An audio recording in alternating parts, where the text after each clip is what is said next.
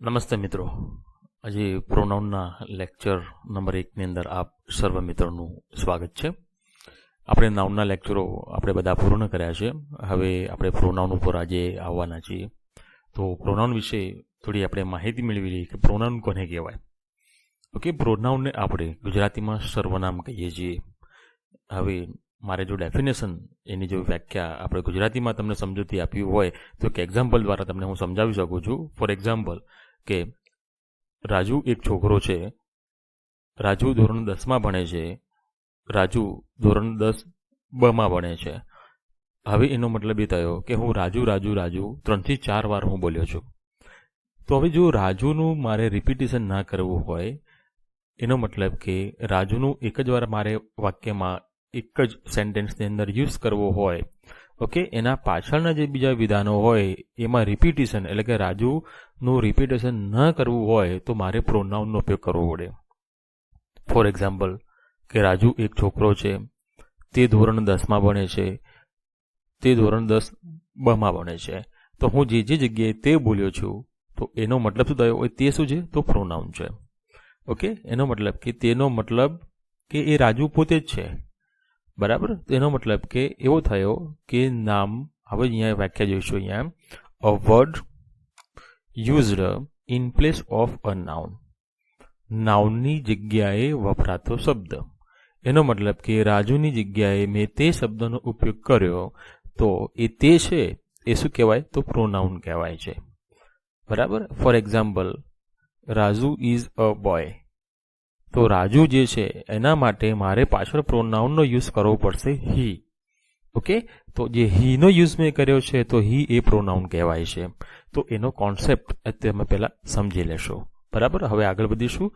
બીજું ડેફિનેશન શું કહેવા માંગે છે? A word that is used instead of a noun, નાઉનની જગ્યાએ વપરાતા શબ્દને આપણે શું કહીએ છીએ? પ્રોનાઉન કહીએ છીએ, જેને ગુજરાતીમાં આપણે સર્વનામ કહેતા હોઈએ છીએ. Concept clear? તમે બધા સમજી ગયા છો? તો નાઉનની જગ્યાએ વપરાતા શબ્દને પ્રોનાઉન કહે છે.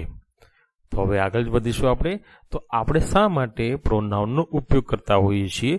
તો ધ્યાન આપો અહીંયા. તો નાઉનના રિપીટેશનનો મતલબ શું થશે? પુનરાવર્તન. ઓકે, એક ને એક નામનો જ્યારે આપણે બીજી વાર ઉલ્લેખ ન કરવો હોય, એનો મતલબ કે આપણે બધા જ વાક્યની અંદર રાજુ રાજુ રાજુ બોલવાની જરૂર નથી. રાજુની જગ્યાએ જે આપણે શબ્દનો ઉપયોગ કર્યો, ફોર એક્ઝામ્પલ તે, એટલે કે હી, એને આપણે પ્રોનાઉન કહીએ છીએ.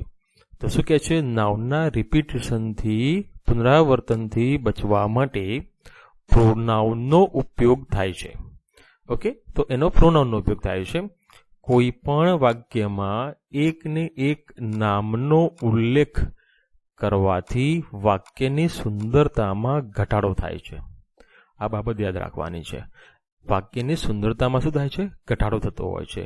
અને આ સુંદરતામાં ઘટાડો ન થાય તે હેતુથી આપણે ઇંગ્લિશ ગ્રામરની અંદર આપણે પ્રોનાઉન જોવાનું છે, સમજવાનું છે. આ કારણોથી નાઉનની જગ્યાએ પ્રોનાઉનનો ઉપયોગ થતો હોય છે. હવે આ પ્રોનાઉનનો ટોપિક બહુ બ્રોડ છે. આપણે 1 બાય 1 બધા જ પ્રોનાઉનો જોવાના છે. અને બધા જ પ્રોનાઉન એક્ઝામની અંદર જે આવેલા છે એનું પણ આપણે સ્ટડી પણ કરતું રહેવાનું છે. હું તમને બધા જ નિયમો સમજાવીશ કે પર્સનલ પ્રોનાઉન કઈ જગ્યાએ આવે, એના રૂલ્સ કયા કયા છે, કેવી રીતે આવે, શા માટે આવે, એ બધું જ આપણે જોવાનું છે. ઓકે, મેં તમને પહેલાં પણ જાણ કરી હતી કે આપણા તમામ જે લેક્ચરો છે એ તમામ લેક્ચરોની અંદર આપણે ડીપમાં નોલેજ મેળવીએ છીએ અહીંયા. બરાબર, તો એટલા જ માટે મેં સરળતાથી તમને શરૂઆત કરી. તમને ખ્યાલ જ છે બધાને કે પ્રોનાઉન કોને કહેવાય. છતાં પણ ઘણા બધા વિદ્યાર્થીઓ હશે કે જેમને હજુ પણ બેઝિક થોડું ક્લિયર નહીં હોય, એટલા માટે સમજૂતી આપવી ખૂબ જરૂરી છે. તો હવે જોઈશું અહીંયા. તો લતા ફેલ્ડ બીકોઝ, લતા નાપાસ થઈ કારણ કે સી ડીડન્ટ રીડ. હવે આ સી છે તો આ સીને આપણે શું કહીશું? પ્રોનાઉન કહીશું. અને પ્રોનાઉનની અંદર પણ આને કેવું કહેવાય? તો પર્સનલ પ્રોનાઉન કહેવાય. અથવા તો એને નોમિનેટિવ કેસ પણ કહીએ છીએ આપણે. ઓકે, આમ નોમિનેટિવ કેસ આમ લગતા આવે, કોન્સેપ્ટ ક્લિયર, પણ આ નોમિનેટિવ કેસનું પ્રોનાઉન છે. કોન્સેપ્ટ ક્લિયર, આ બાબત તમારે યાદ રાખવાનો છે. હવે પરીક્ષાની અંદર ઘણી બધી રીતે બધી ક્વેશ્ચન્સ આવી શકે છે. હવે સી હોય તો સી ના નીચે અંડરલાઈન કરેલી હોય અને એવું પણ પૂછેલું હોય કે કયા પ્રકારનું પ્રોનાઉન છે. આ પર્સનલ પ્રોનાઉન છે, રિલેટિવ પ્રોનાઉન છે, રેસિપ્રોકલ પ્રોનાઉન છે. ઓકે, તો ઇનડેફિનેટ પ્રોનાઉન છે. આવા ઘણા બધા ક્વેશ્ચન્સ પૂછી શકે છે એક્ઝામની અંદર, તો એ પણ આપણે આવડવું જોઈએ. તમને બધું જ ક્લિયર થઈ જશે, એ બાબતમાં નિશ્ચિંત રહેશો. ઓકે, પરંતુ બધા જ લેક્ચરો આપ જોતા રહેશો એવી મારી વિનંતી છે. શું કહેશે હવે સેકન્ડ એક્ઝામ્પલ?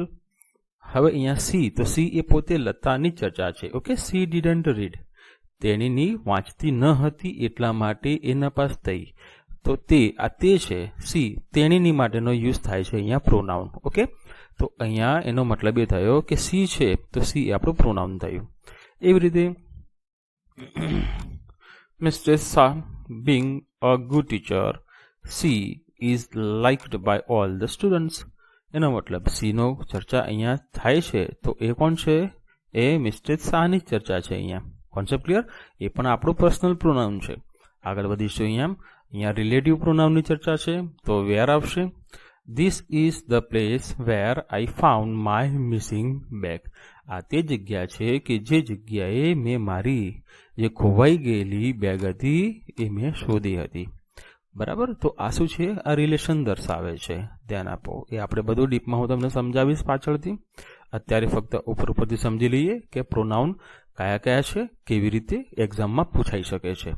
ઓકે, મેં તમને પહેલાં પણ વાત કરી કે આમાં કોઈ પણ પ્રોનાઉન હોય એના નીચે અંડરલાઈન કરેલી હોય અને એનું પ્રોનાઉન એ કયા ટાઈપનું છે એવું પણ તમને એક્ઝામમાં પૂછી શકે છે. એના પછી we always help each other out, આને આપણે રેસિપ્રોકલ પ્રોનાઉન કહીશું. એના પછી has everyone completed the work that was assigned for today, આપણે આને ઇનડેફિનેટ પ્રોનાઉન કહીશું. ઓકે, એવરી વનને. હવે આપણે કાઇન્ડ્સ ઓફ પ્રોનાઉનના પ્રકારો આપણે કયા કયા આખા ટોપિકની અંદર જોવાના છે એના વિશે આપણે માહિતી મેળવીએ. તો જોઈશું અહીંયા કાઇન્ડ ઓફ પ્રોનાઉન્સ કયા કયા છે. તો પહેલું છે પર્સનલ પ્રોનાઉન્સ, જેને આપણે વ્યક્તિવાચક સર્વનામો તરીકે આપણે ઓળખતા હોઈએ છીએ. ઓકે, તો હવે જોઈશું એમાં. ચલો, તો શું કહે છે અહીંયા? હા, પર્સનલ પ્રોનાઉન્સ જેને વ્યક્તિવાચક સર્વનામો કહીએ છીએ, તો એમાં કયા કયા આવશે? તો આઈ, મી, વી, અસ, you, he, him, she, Har, it, દે, ધેમ. આ બધા જ જે છે આપણે એને શું કહીશું? અહીંયા વ્યક્તિવાચક સર્વનામો કહીશું. ઓકે, એવી રીતે અહીંયા પોઝેસિવ પ્રોનાઉનની અંદર તો સંબંધક સર્વનામોની ચર્ચા છે અહીંયા. તો સંબંધક સર્વનામોની અંદર માઇન છે, અવર્સ છે, યોર્સ છે, હિઝ છે, હર્સ છે, ધેર્સ છે, એને આપણે બધા પોઝેસિવ પ્રોનાઉન કહીશું. એવી રીતે ડેમોન્સ્ટ્રેટિવ પ્રોનાઉનની અંદર જેને નિદર્શક સર્વનામો આપણે કહીએ છીએ તો એ છે ધીસ છે, ધેટ છે, ધીસ છે અને ધોઝ છે. એવી રીતે ડિસ્ટ્રીબ્યુટિવ પ્રોનાઉનની અંદર જેને આપણે વિતરણ સર્વનામો કહીએ છીએ એમાં ઈચ છે, ઇધર છે, નીધર છે, આપણે એને આઈધર અને નાઈધર પણ બોલીશું, એવરી છે, નન છે, ઓકે, એટસેટ્રા વગેરે વગેરે. એ બધું આપણે પાછળ ડીપમાં જોવાનું જ છે. એના પછી રેસિપ્રોકલ પ્રોનાઉન જેને આપણે પારસ્પરિક સર્વનામો કહીએ છીએ એમાં ઈચ અધર છે અને વન અનાધર છે. નેક્સ્ટ ઉપર જઈશું આપણે.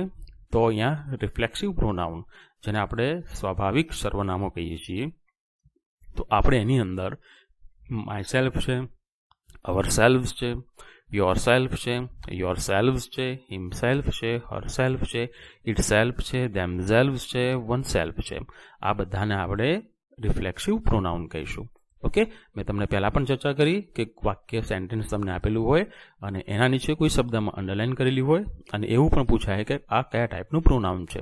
તો અહીંયા આ તમને બધું જ અહીંયા મળી રહેશે. પહેલાં આખું ફોકસ તમે પહેલાં કરી લો કે આપણું જે સિલેબસ છે એનો મતલબ કે અહીંયા જે લેક્ચરો આપણે 1 બાય 1 બધા જોવાના છે એ અહીંયા કહેવાનો મતલબ કે શરૂઆતથી નંબર 1 પ્રોનાઉન, નંબર 2 પ્રોનાઉન અને નંબર 1 પર્સનલ પ્રોનાઉન હશે. તો પર્સનલ પ્રોનાઉનની અંદર જેટલા પણ આપણા રૂલ્સ છે એના વિશે હું તમને બધી માહિતીગાર કરીશ. ઓકે, એવી રીતે બધા જ પ્રોનાઉન આપણે જોવાના છે. તો એમ્પેટિક ઓર એમ્પેથાઇઝિંગ પ્રોનાઉન્સ. ઓકે, તો આ ભારવાચક, દર્શક તથા સ્વવાચક દર્શક સર્વનામો આપણે એને કહેતા હોઈએ છીએ. જેની અંદર પણ ઉપરના જે સર્વનામો છે એ ટાઈપના સર્વનામો પણ નીચે આવશે. ઓકે, એના પછી ઇનડેફિનિટ પ્રોનાઉન્સની ચર્ચા છે. અહીંયા અનિશ્ચિત સર્વનામો કયા કયા છે? તો એવરીબડી છે, સમબડી છે, નોબડી છે, એનીબડી છે, એવરીબડી છે, સમવન છે, નો વન છે, એનીવન છે, એવરીથિંગ છે, સમથિંગ છે, નથિંગ છે, એનીથિંગ છે, ઓલ છે, સમ છે, એની છે, બોથ છે, અનાધર છે, મચ, ફ્યુ અને લિટલ. આ તમામને આપણે ઇનડેફિનિટ પ્રોનાઉન કહીએ છીએ. ઓકે, આ બધાના નિયમો આપણે 1 by 1 જોવાના જ છે પાછળથી બધાના જ. એના પછી રિલેટિવ પ્રોનાઉન, જેને આપણે સંબંધિત સર્વનામો કહીએ છીએ. તો હુ છે, હુમ છે, હુઝ છે, વિચ છે અને ધેટ છે. અને નંબર 10 છેલ્લું પ્રોનાઉન આપણે જોઈશું અહીંયા ઇન્ટ્રોગેટિવ પ્રોનાઉન્સ, જેને આપણે પ્રશ્નસૂચક સર્વનામો તરીકે ઓળખીએ છીએ. જેમાં હુ, હુમ, હુઝ અને વિચ આ તમામ પ્રોનાઉનો તમે પેલા નોટ્સ ડાઉન કરી લેશો અને આપણા જે લેક્ચરો છે એ આપણે 1 by 1 બરાબર, જેવી રીતે કે પર્સનલ પ્રોનાઉનથી આપણે સ્ટાર્ટ કરીશું અને એમાં વ્યક્તિવાચક સર્વનામોના તમામ જે નિયમો છે એના વિશે હું તમને સ્ટડી કરાવીશ. પછી સેકન્ડ પોઝિટિવ પ્રોનાઉન ઉપર આવીશું. એનો મતલબ કે આપણે જેટલા પણ જે સ્માર્ટ રૂલ્સ જે છે બરાબર, એના વિશે આપણે અહીંયા બધું જોઈશું 1 by 1. ઓકે, તો હવે બીજા લેક્ચરમાં આપણે મળીશું પર્સનલ પ્રોનાઉન્સના ડીપમાં નોલેજ મેળવવા માટે. ઓકે, તો હવે આ ચેનલને સબસ્ક્રાઇબ કરવાનું આપ સર્વ મિત્રો ભૂલશો નહીં. ઓકે, જય હિન્દ, જય ભારત.